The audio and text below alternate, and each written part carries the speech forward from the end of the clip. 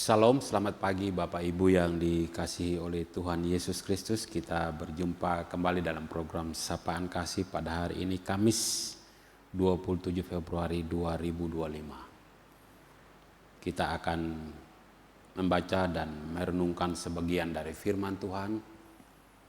Namun sebelum itu saya ajak Bapak Ibu pemirsa Sapaan Kasih untuk berdoa.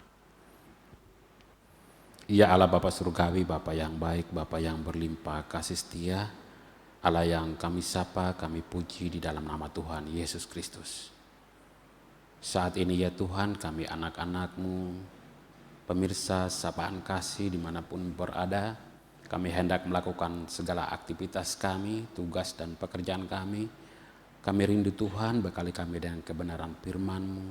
Untuk itu kami mohon Tuhan, saat ini berfirmanlah bagi kami semua, karena kami semua telah siap untuk mendengar firman-Mu, merenung dan bersedia juga melakukan firman-Mu di dalam kehidupan kami hari lepas hari. Hamba-Mu yang terbatas ini ya Tuhan, Engkau berikan hikmat kekuatan yang berasal daripada-Mu, sehingga apapun yang diperkatakan sungguh-sungguh berasal dari Engkau dan juga menjadi berkat bagi jemaat Tuhan, pemirsa Sapaan Kasih dimanapun berada. Hanya di dalam nama Tuhan Yesus Kristus kami telah berdoa dan mengucap syukur. Haleluya. Amin. Bapak Ibu Saudara yang dikasihi oleh Tuhan Yesus Kristus, ada dua teks firman Tuhan yang menjadi kekuatan kita dalam menjalani aktivitas pada hari ini, menjadi refleksi pribadi kita dalam keseharian kita. Pada hari ini Kamis 27 Februari 2025. Bacaan yang pertama terambil dari 1 Samuel 12 ayat yang ke-20 sampai 21. Begini bunyi firman Tuhan. Beribadalah kepada Tuhan dengan segenap hatimu.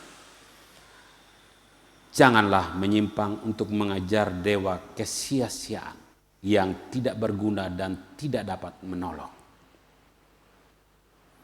Karena semuanya itu adalah kesia-siaan belaka. Dilanjutkan dengan bacaan yang kedua. Efesus 5 ayat 17. Ini merupakan nasihat Rasul Paulus kepada jemaat di Efesus. Janganlah kamu bodoh, tetapi usahakanlah supaya kamu mengerti kehendak Allah. Tema renungan kita pada pagi hari ini, hidup dalam hikmat Tuhan. Bapak Ibu Saudara yang dikasihi oleh Tuhan Yesus Kristus, pemirsa Sapaan Kasih, apa itu hikmat? Hikmat adalah sebuah kemampuan seseorang dalam bertindak dan memutuskan sesuatu. Itu hikmat. Tapi hikmat yang dari Allah yang dimaksud adalah bagaimana kekuasaan Allah terjadi kepada umat Tuhan. Dan kita dimampukan membedakan mana yang baik, yang berkenan, dan mana yang tidak berkenan kepada Tuhan. Di dalam kehidupan keseharian kita Bapak Ibu yang dikasihi oleh Tuhan Yesus Kristus, lewat teks ini, kita sering berada dalam mengejar kesia-siaan. Mengejar popularitas yang trennya sekarang. Mengejar keagungan diri sendiri. Nah itu yang diingatkan kembali oleh Nabi Samuel atau Hakim Samuel ketika itu menasihatkan umat Israel supaya mereka tidak lagi menyembah dewa-dewa Baal, dewa-dewa kesia-siaan. Supaya hidup umat Tuhan kembali beribadah kepada Tuhan Allah yang telah menyelamatkan umat ini.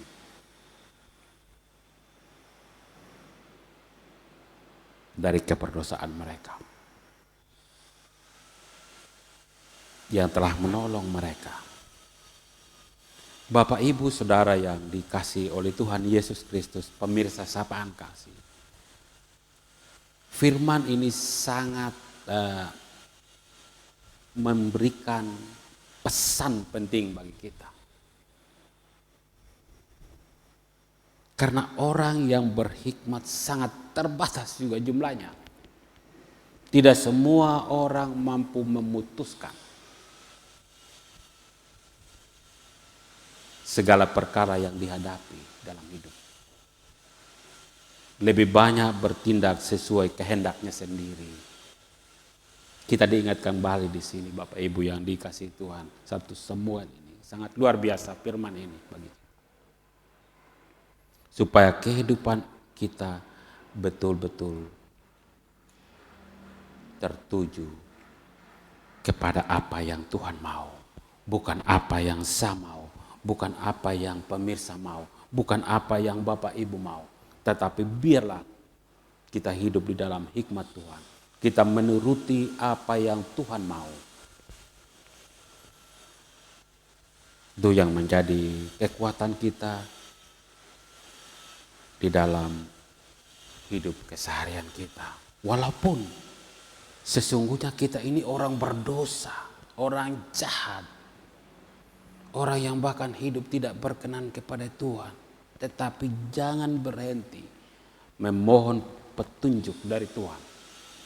Agar kita dimampukan membedakan mana kehendak Allah dan mana kehendak manusia yang menuju kepada kebinasaan atau kesia-siaan. Juga dilanjutkan dikonfirmasi kembali oleh Rasul Paulus di dalam Efesus 5 ayat 17. Janganlah kamu bodoh, tetapi usahakanlah kamu mengerti kehendak Allah.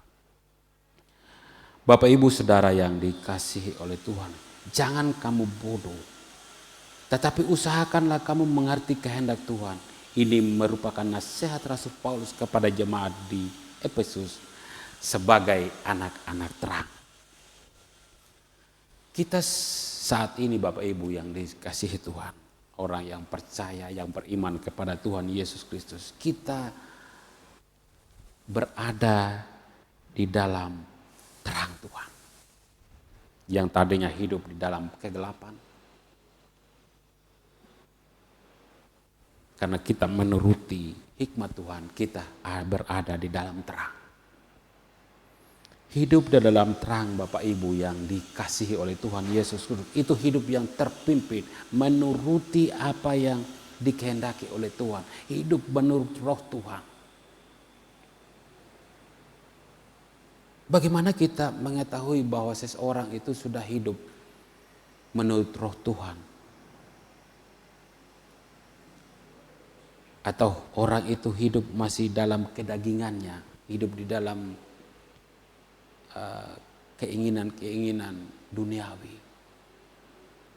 Caranya mudah sekali, Bapak Ibu yang dikasihi Tuhan. Kita cukup melihat buahnya saja.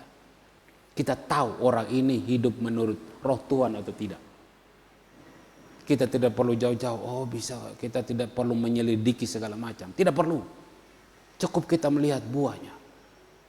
Kalau kita membaca Galatia 5 ayat 21, itu jelas sekali bagaimana kemauan daging, bagaimana orang yang hidup di dalam kegelapan, bagaimana hidup di dalam terang. Itu buah-buah roh terjadi, ada buah-buah roh kelembutan, lemah lembut, dan penguasaan diri kita. Orang yang hidup menurut roh Tuhan atau menurut hikmat Tuhan, perkataannya atau perbuatannya pasti terukur. Dia marah pun itu marah yang menguatkan orang. Itulah hidup berhikmat menurut kasih Tuhan. Bukan marah yang menjengkelkan. yang menjadi akar kepahitan bagi orang lain, tetapi terukur amarahnya, perkataannya pun terukur. Itulah hikmat Tuhan. Untuk itu Bapak Ibu yang dikasih oleh Tuhan Yesus Kristus, lewat teks ini kita diajarkan untuk betul-betul sungguh-sungguh percaya kepada Allah, sumber penolong di dalam kehidupan kita, sumber penyelamat, dan juga yang memelihara hidup kita. Yang kedua adalah kita jangan bodoh, jangan dijerumuskan oleh dunia ini. Kita harus ikuti apa yang Tuhan mau.